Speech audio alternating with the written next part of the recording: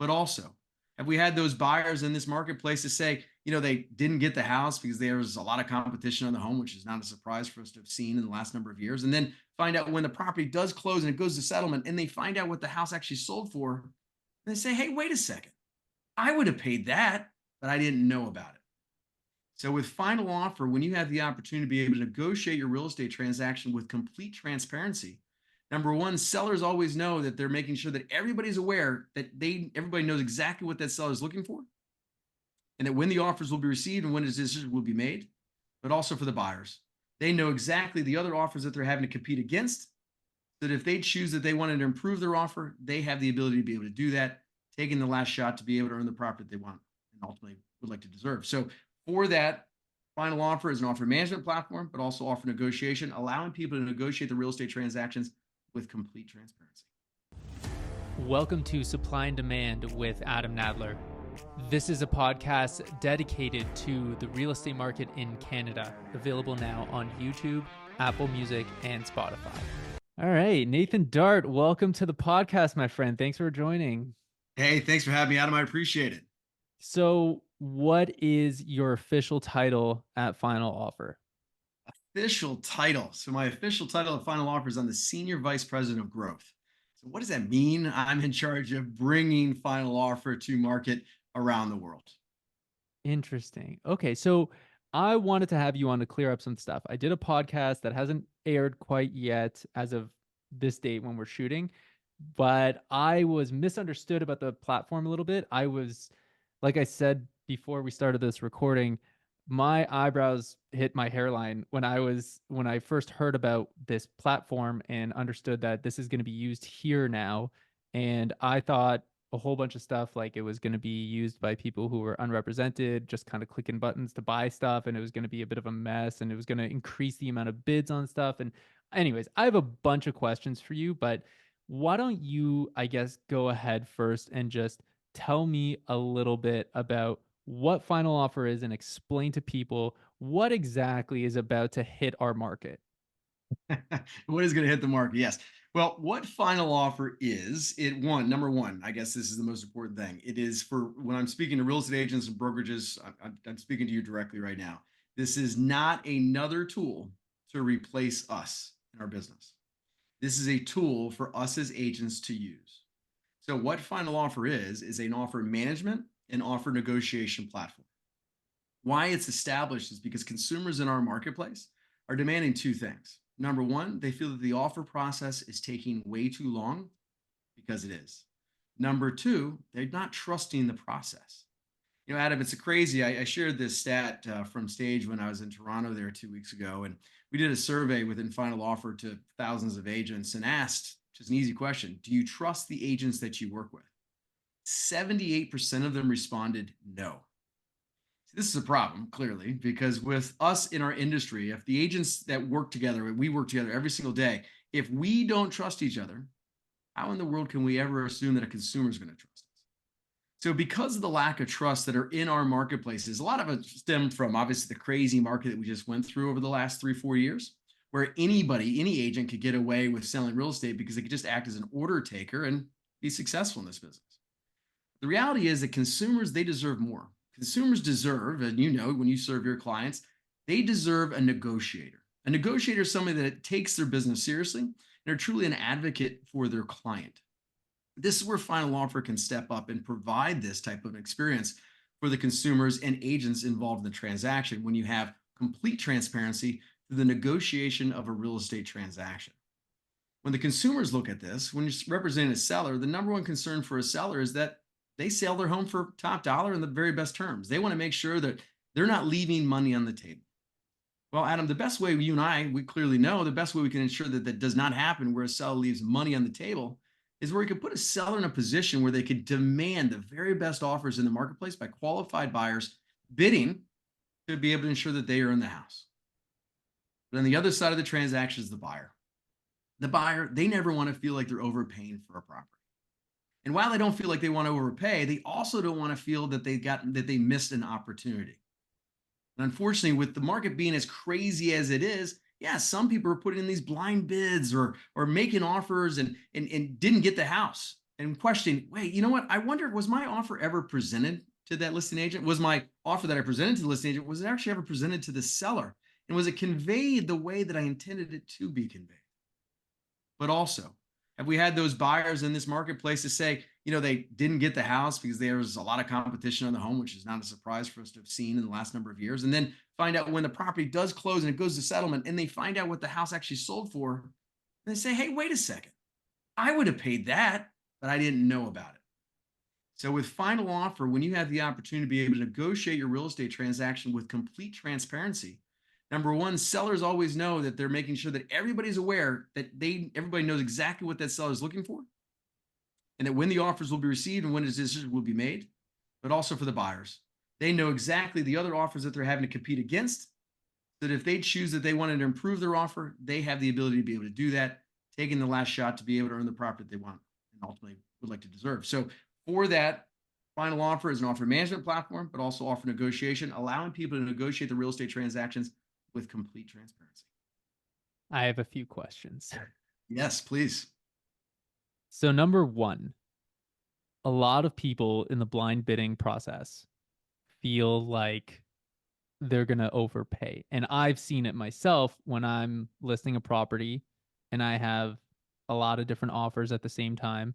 One of them ends up coming in far and away above all the rest by a wide margin. Now, why would a seller want to give that up, that blind bidding process?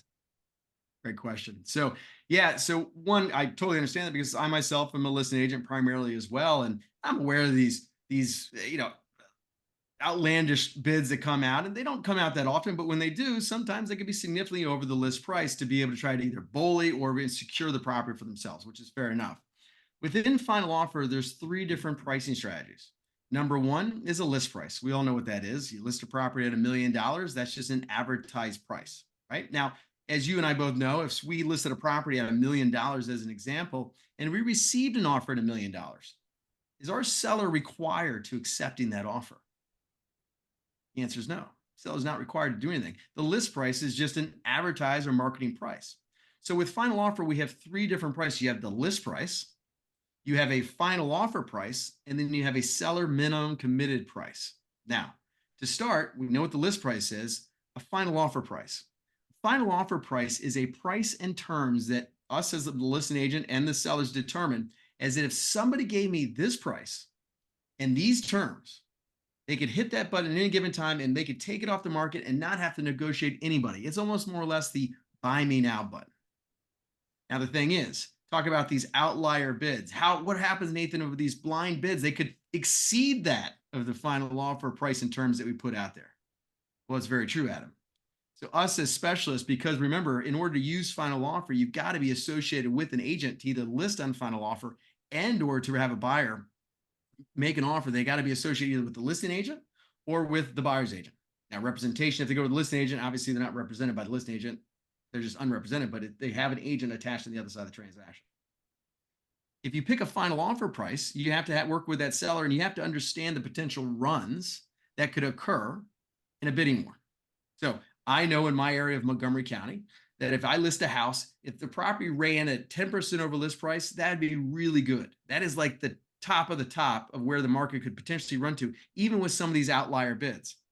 But even though I don't want to leave money on the table, when I position myself as a final offer price in terms that somebody could take it off the market, I position myself anywhere between 12 to 14% over that of the original list price, making sure that I've given myself a buffer.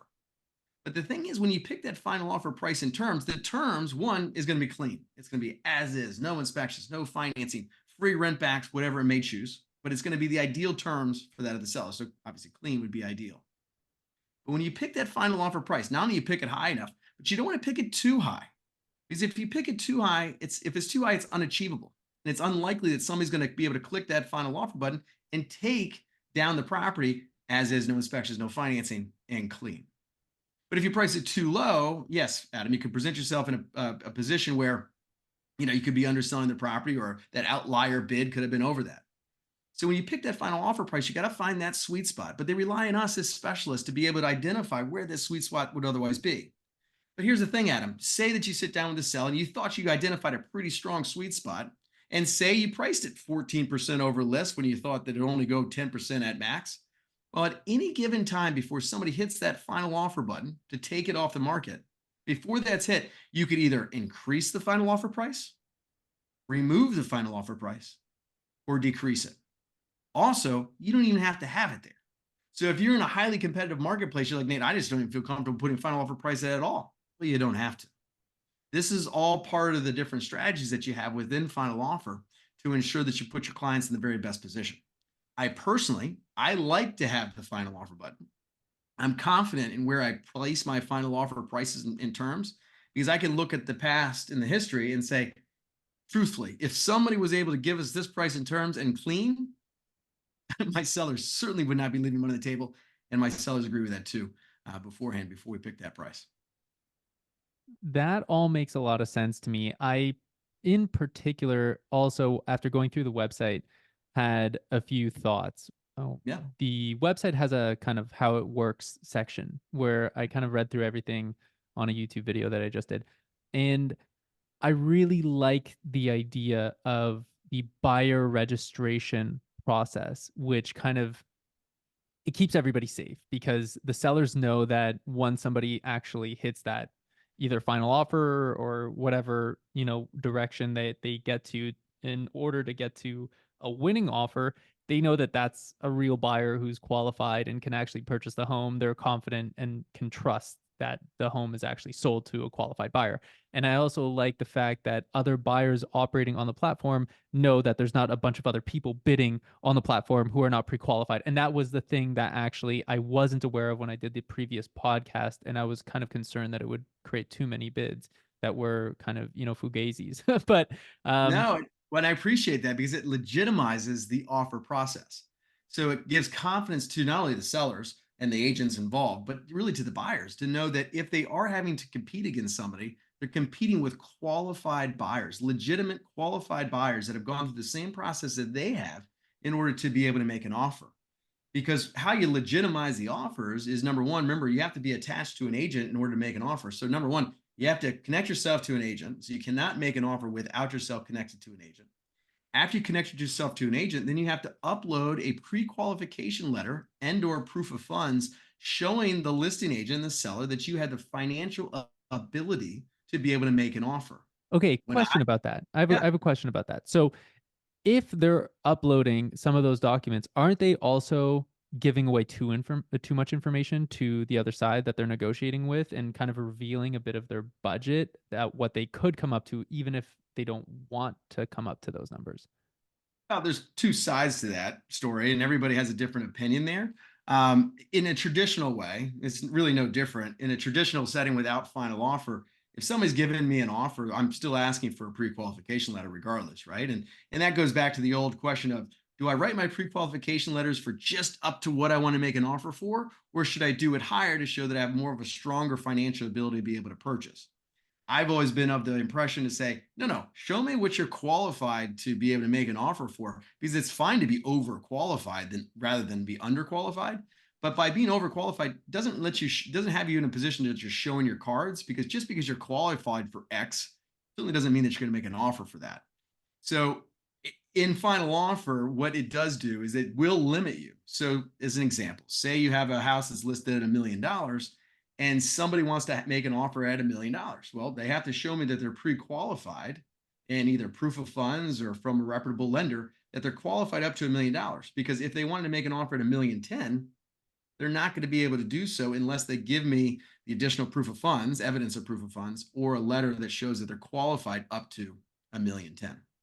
Ah, so the platform itself will limit them. That's correct. Because what happens is once they give me their pre-qualification letter and or proof of funds, whatever their buying power is, I as the listing agent have to research that as part of our job is either call the lender to verify what have you. And I then approve the buying power of that particular buyer before they can make their offer agreement.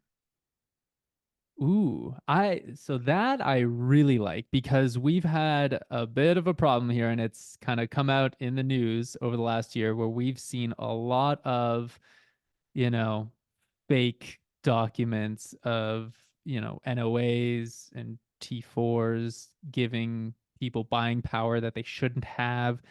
And really, if it's now something where they have to send it to another side, because here that doesn't really happen in Canada. In Canada, at least in the Toronto market, it's a buyer's agent's job to qualify who they're working with because I mean, they're spending their time with these people. They have to make sure that they're working with someone who's not, fake. Sure. However, they don't end up showing it necessarily to the listing agent most of the time. We count on those buyer agents to do their job, to for the mortgage brokers to do their job.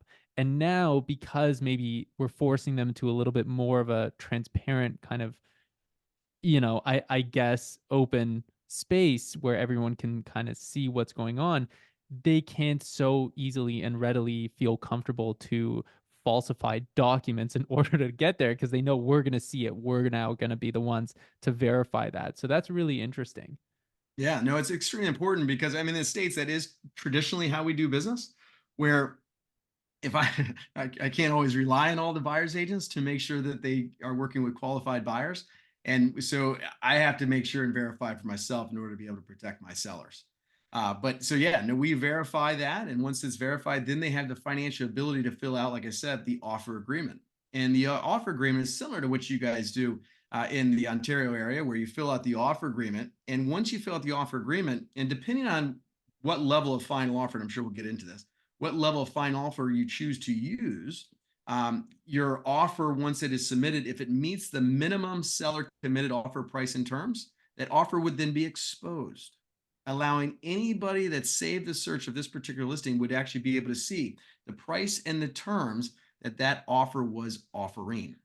Now, if it came in less than the list price or the seller minimum committed offer price and terms, it would not be exposed to everybody. It would just show up as a proposed offer. Now, Adam, when we talked in Toronto as well, there's two different levels of final offer, and it's up to, of course, the listing agent, the broker, or the seller to agree to what area, what how they would like to use final offer. But at the basic level of final offer, the universal level, it allows people to be able to go through the same process. As far as the exposure, you're only then using two different prices. You're using a list price as well as a final offer price. And then any offer that is received, it just shows up as a proposed offer. It is not exposed to anybody, but it still will give everybody that's involved in the transaction the confidence in knowing that they're dealing with qualified buyers that they're competing against and that other offers have been made and received and shared with the listing agent, the seller, the buyer, and the buyer's agent. So everybody knows that their offer was in fact received. That's at the universal level.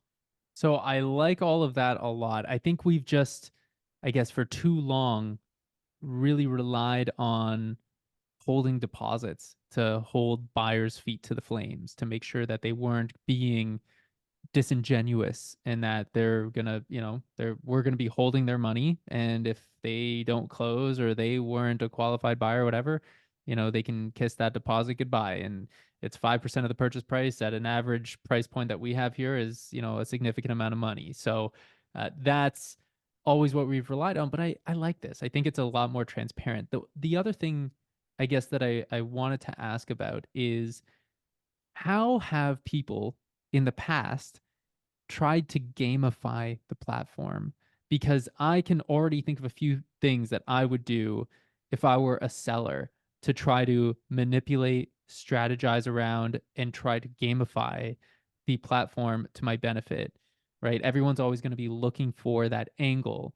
And if somebody, let's say, has a minimum committed price, meaning that an offer, you know, auction opens up for a window of time, and then at the end of that window, if nobody else comes in or no one comes in higher, then I'm committed to that price. Well, excuse me, then just in the middle of that, I'll just change it, right? I'll just change the minimum committed price that I want to be higher now.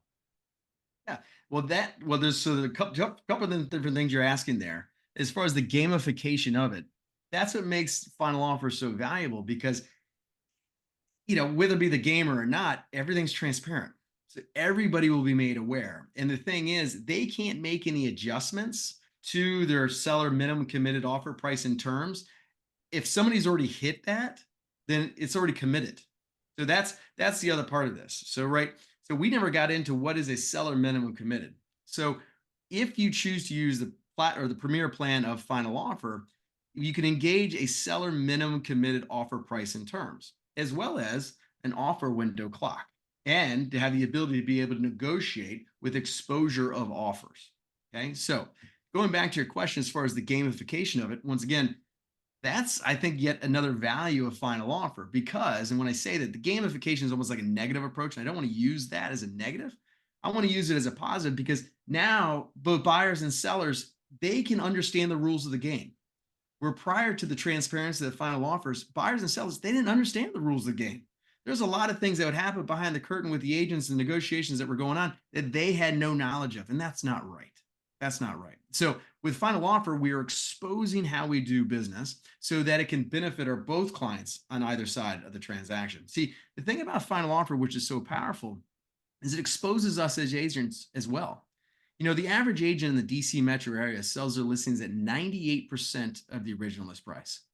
For the average agent using final offer in the DC metro area, they're selling their listings on average for 106% of the original list price. So just on average, they're selling their listings for 8% more while being completely transparent. And while that's happening for the average agent, my listings are selling an average for 114% of the original list price.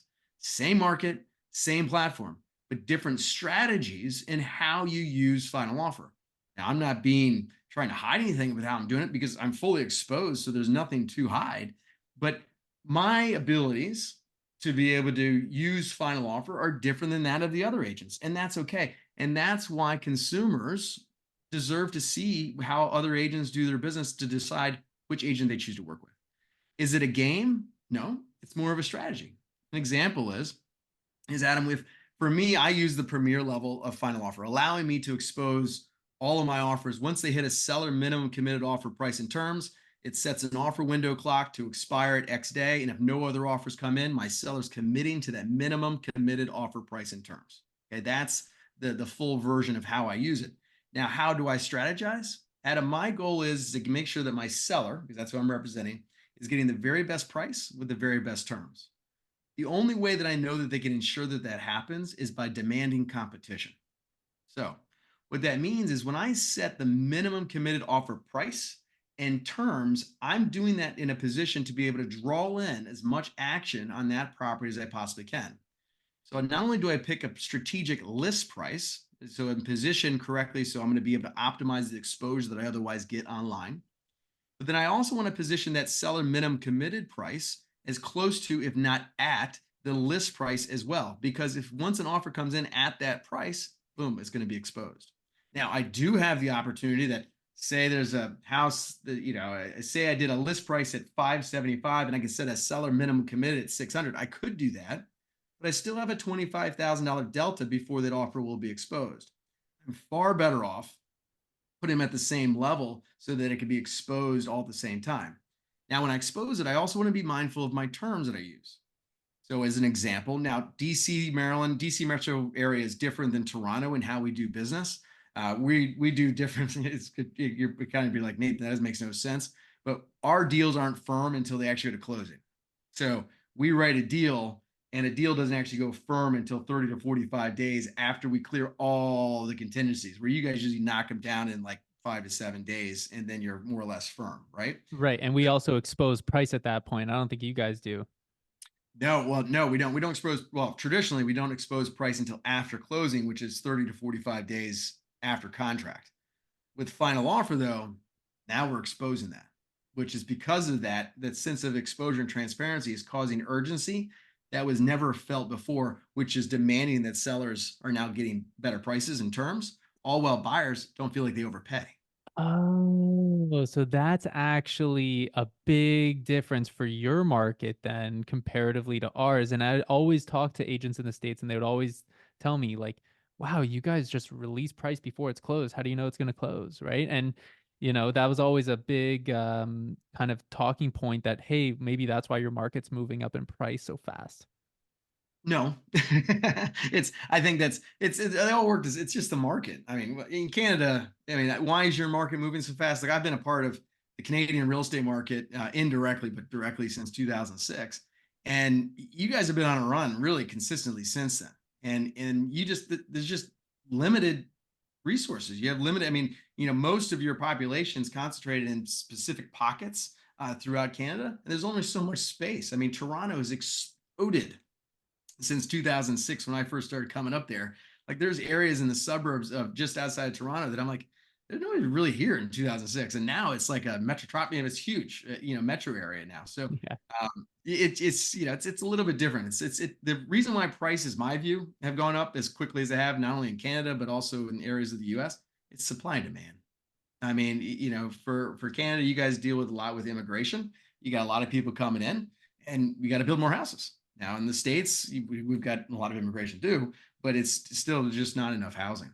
It's just a supply and demand is our main issue. But that's a whole other topic for another podcast. Well, that's why this podcast is called Supply and Demand. It's because exactly that is, there's it's such a hot topic here, housing, and there's so much politicization of it that I think it's important to kind of go back to those same old, push and pull factors. But I like where this is going, and I like the fact that you guys are operating within full transparency and giving strategy to both sides to be able to do that.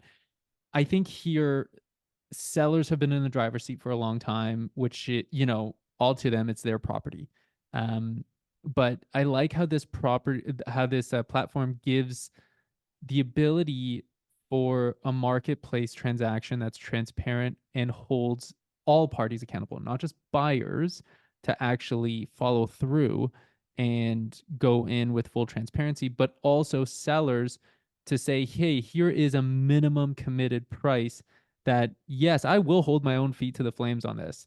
Yeah. And that's a really interesting change. I guess I'm not sure how the market will receive it, if they'll really quite understand it. But you guys are growing fast. I mean, how many states are you guys in right now? So I've lost count over the last couple of weeks, to be honest, which is not a bad thing. But we are now in, I think it's 9 to 14 states. I say 9 to 14 because I'm not sure where we are with the commitments of the other ones that we signed. But we're, yeah, Maryland, D.C., Virginia, Florida, North Carolina, South Carolina, Georgia, Iowa, Idaho, Colorado, California, Arizona. So we're moving very, very quickly. A big poll for this is where, and I'm saying it's a poll because they're coming to us now, is this with this new lawsuit in the US. Obviously the verdict came down about 3 weeks ago. It highlighted the importance of transparency in our marketplace, and it shows that consumers are demanding it because the industry is not trusted. So what we're seeing is that final offer, with the level of transparency that we're operating under, seems to be outlining the solution to the current lawsuit that we're facing here in the US. How has the balancing of the platform taken place? I imagine through trial and error, but what features, I guess, have been added to help balance the strategic, um, let's call them advantages of one side over another.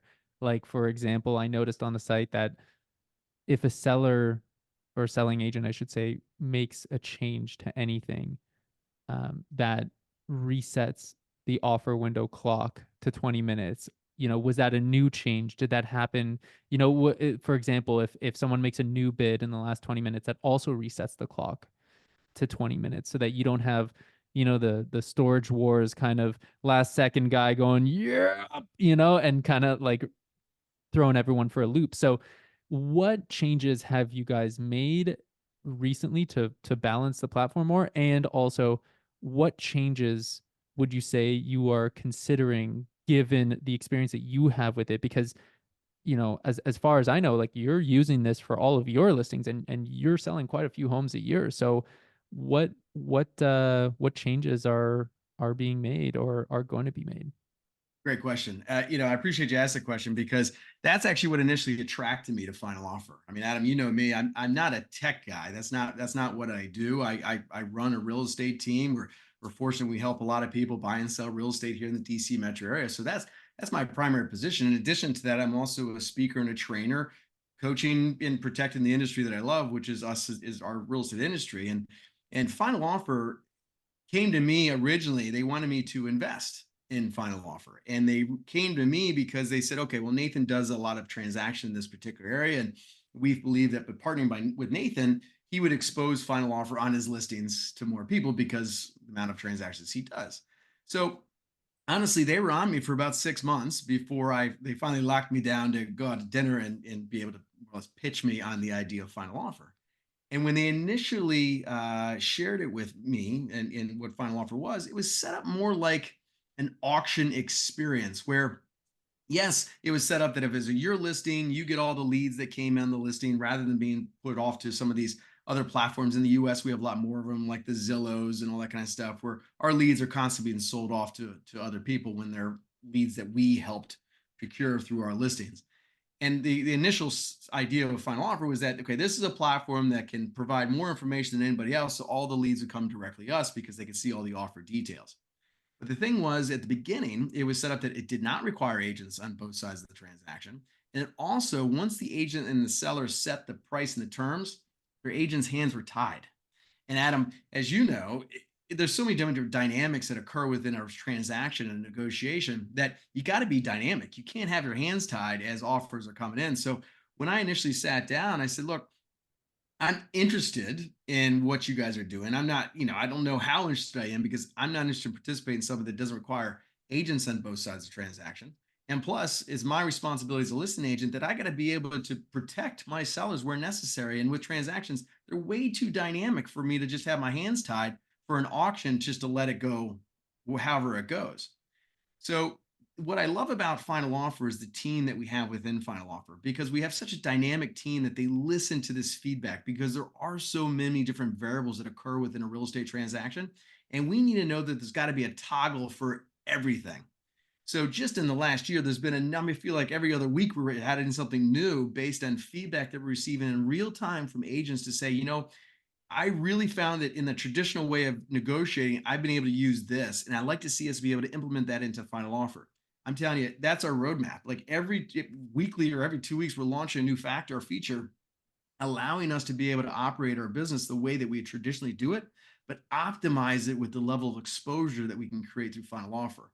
So Adam, and there's so many, not requiring agents on both sides of the transaction, the ability to be able to expose offers, the ability to be able to make changes within that final offer price and terms before the button is actually hit. The ability to be able to negotiate. This is something that we added a few months ago that was massive change in what we did. It's, if as an example, there was a house in DC that was listed by another agent. It was listed on the market, a single family home in Northwest DC. If any of the listeners know that market, the houses move quickly in Northwest DC, especially if they're single family homes. They don't tend to stay on the market very long. And this house was listed at 1495 and sat on the market for 30 days. They had a number of showings on the property, and on final offer, they had like something like 1,700 plus people view that property on the website, on final offer itself. And then the listing agent called me and said, "Hey, Nate, I'm new to final offer and I needed some help. I've got this listing, sit on the market for 30 days, a lot of showings, but no offers." And he goes, "Nathan, what can I do?" I said, "Well, based on what you're telling me, you just need to reduce the price of the house because it just sounds like it's overpriced." And he says, "Well, Nate, I know that, but my seller, she doesn't want to be embarrassed amongst her neighbors, so she is not interested in reducing." I said, "Okay, I get it." I said, "But here's another strategy. Because you're on final offer and you have the premium level of final offer, you have the ability to be able to reduce the minimum committed offer price and terms in which you have right now, which is set at 1495. What I would suggest is that we reduce the minimum committed offer price and terms to 145. When you do that, it's then going to blast out to everybody that expressed interest. In his case, is like 1,700 plus people that had viewed this property on final offer. So they were all notified via email and text message that the seller was willing to reduce the minimum committed offer price and terms to 145 from their list price at 1495. When that happened, within like 20 minutes, four offers came in.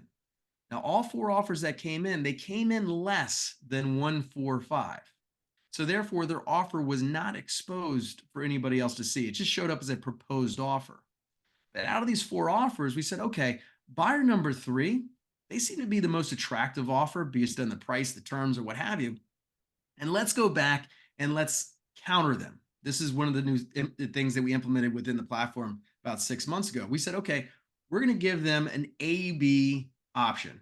Option A, you can, we'll accept your offer at 145 with these terms. But if we accept your option for 145 in these terms, you're going to let me expose your offer for 24 hours. Or option B, we're going to counter you back at 1475. And at 1475 with option B, you could take it off the market right now. And I'm not going to expose you to anybody. What do you want to do? Option A or option B? Well, this buyer said, you know what? I'm going to call your bluff. You've been in the market for 30 days. You still hadn't got an offer yet. So, you know what? Go ahead, expose me. Let's see what happens. Well, immediately after exposing that offer at 145, then multiple offers came in. Another 9 offers came in, and we ended up selling that same property for 1537880.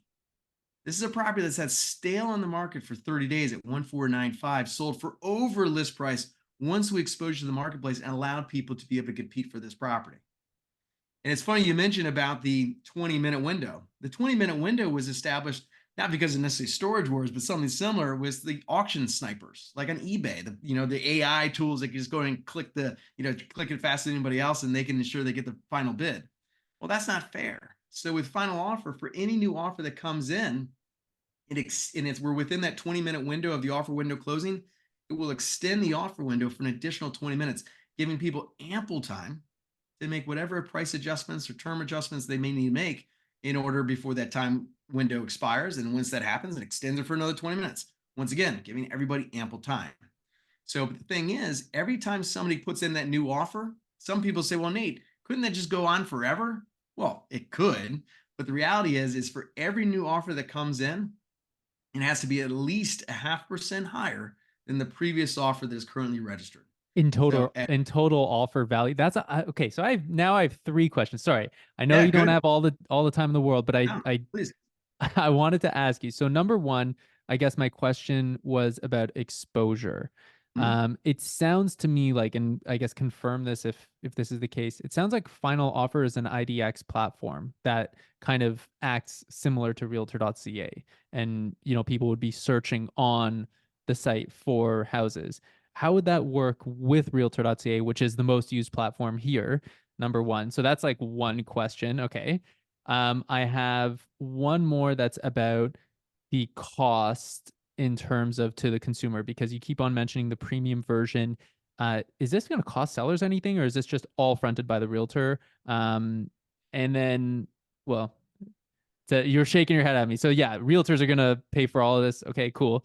Well, So first question. I'll answer the first question. So Realtor.ca, how does it incorporate? So we're in active conversations with Realtor.ca, which when we launch final offer in Ontario at the end of January of 2024, they will be able to be syndicated through all of Realtor.ca as well. So will it just be like kind of like a widget that's on realtor.ca? It will be a widget on Realtor.ca that's going to allow people to be able to make offers through Realtor.ca as well, only when connected with an agent. That's awesome. Okay, so that was first question down. Yep. Second question was, it sounds like realtors are fronting this cost. This is not going to be costing a seller anything. And This then does not cost the seller anything. The 2 different levels. So if anybody off the street came off and said, you know what, I want to use final offer, just the universal level of final offer, which, like I said, you only can use a list price and a final offer price, where offers will not be exposed, right? Then any offer that comes in just shows up as a proposed offer. To use that alone is $200 a month for unlimited listings per month on final offer. In order to use the platform at the premium level to be able to expose offers, create offer window clocks, you're going to generate more leads coming from this kind of stuff. That's an additional $300. So it's $500 a month for unlimited listings per month for to use the final offer. So that's just if you're coming off the street looking to do that. Now, with that being said, we are partnering with a number of different brokerages around Canada that are signing up their offices for not only the universal level, but some even signing their entire office up to the premium levels as well, because they see the value of what final offer is creating for the consumer, as well as the brokers and the agents. okay, That is really cool. And I know that you're in talks right now with my brokerage, which I'm super happy about because I'm very interested in this. And I like the whole concept of the transparency behind everything and giving that strategic kind of transparency to everybody. So it's not just, how good are you at socializing with someone else on the other side of this? Let's give everyone the same kind of fair level playing field. But I guess my third question kind of escaped me right now, and it was about strategy though. But basically, it sounds like you guys are balancing the strategic overlays um, in real time as they're happening. So as the platform evolves, it'll just get more and more balanced because, it's like any other game, right? Rock paper scissors is perfectly balanced, let's say, right? We need Right. to have balance on all sides for all things, and it sounds like you guys are constantly working on that, which is always going to be faster when a platform is doing it rather than legislation, which is going to crawl towards a never-ending unbalanced situation. So I kind of am really interested to see how that plays out and how that all happens. When can we expect this to become more ubiquitous within a marketplace? Like you guys have now been operating in a few different marketplaces Yep. across the United States. Have you seen in your marketplace, like I remember we were talking and you said you use Final Offer for all of your listings, which Yep. is like a lot, right? And how fast do you see for an adoption rate for things like final offers within a marketplace as a percentage basis or whatever metric you have? It just depends on the exposure that Final Offer has at any given time. As an example, when I took Final Offer to market in Montgomery County, Maryland, which is a suburb of DC, I came out alone. So I was putting on my two, three listings a week, and I'm the only guy in the marketplace that's using Final Offer. So I was by myself. Now, it picked up a lot of steam from that because other agents saw what competitive advantage I had on final offer as an example how I use that. I don't have a problem being exposed. So much so that when I knew that my average listings were selling for 114% of list price, hey, fine. I want everybody to know that. So much so that I'd list a house in a neighborhood and I would send out my just listed cards like we all do. But now my just listed cards had a QR code that said, hey, click on this QR code. I want to invite you to watch in real time as your neighbor receives offers. So, not all agents are confident to be able to put that out there, but my average home was selling an average of 6 days in the market and 114% of the original list price. So I got no problem being exposed because of the results that I'm able to demand from my clients that I'm serving. So um, it's I been a love it. powerful tool. I love it. I think that transparency is the best policy. I am so excited about your platform. I do think that there has been a ton of protectionism within the industry that, has been here for decades and that, there have been fights between the consumer end of things and the industry's side of things for too long about this kind of thing. And even going back to, I remember my second year of being a realtor, there was a big fight over sold data, and the Toronto Real Estate Board was suing and they didn't want to give it up. And I always thought to myself, "Well, why? We should, an informed consumer is a better consumer, period. And we should have more transparency." And so I plan to be the Nathan Dart of Toronto on this platform. I'm gonna push it out there. I'm gonna do it with my business because I do believe that it is the most ethical way of going about things. I do think that transparency is the way to go. So I back it, and I'm really happy that this is happening, and I think that it's the right thing to do. I appreciate that. And, I admire you and anybody else that brings final offer to market in the environment in which we're in, because our industry is under attack. Really, it is. And the core reason why we're under attack is because of the lack of trust in the industry, and rightfully so. And I do believe that transparency ultimately equals trust. And for the agents, the brokers, the team that bring final offers, saying, no, we stand for transparency because we believe it equals trust and brings this to market, I believe they're going to secure a significant competitive advantage. in the marketplace today and moving forward in the future. And I find it amusing, especially I don't hear this much anymore, but when I first started introducing the idea of transparency and the benefits of that in our industry earlier this year, agents are like, no, no, I don't believe in transparency. I can't imagine how transparency can help anybody. I don't, that's not good to be exposed. I dare any of those agents or brokerages say that to me today, that they don't believe transparency is better for the consumer, and see where that gets them.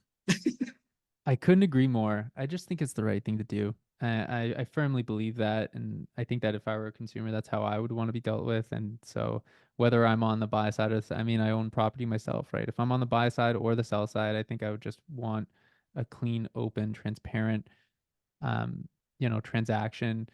I don't want. I'm not looking to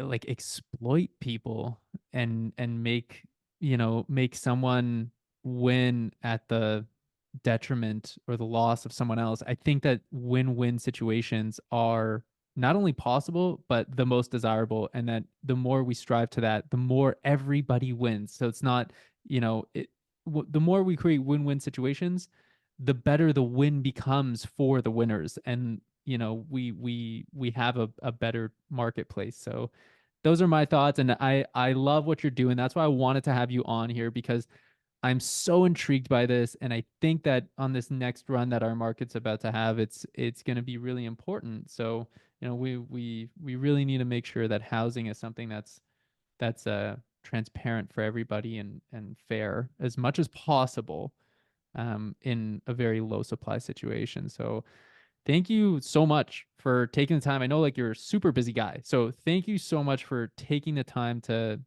chat. And I'm gonna be peppering you with some questions. It's kind of a dangerous thing that you like, that I have your phone number so I can like text you like, what That's did you okay. what do you do for this in final offer? Like how did you strategize that? But I'm gonna shamelessly bug you if that's okay. You have access. So that's okay. Yeah, I mean, and that's the thing about final offer for anybody that's listening to this later, and you guys have final offer in your marketplace is, I'm so proud of to being associated with final offer and being a part of it, just because of how much we care about this industry within final offer. What's interesting is we're getting ready to close out our Series A round, and we have over 75 agents have invested in final offer. So it just shows that this platform is here to support us, not here to replace us. And what I'm so proud of is not only the platform itself and the results that it's able to get for everybody involved, but the support that we have within final offer, meaning that you have a backstop. So if you're bringing final offer to your marketplace and you're putting your new listing on, you're just not sure, and you want to have ideas about strategy sessions or what have you, us in the background here, we're here to support you.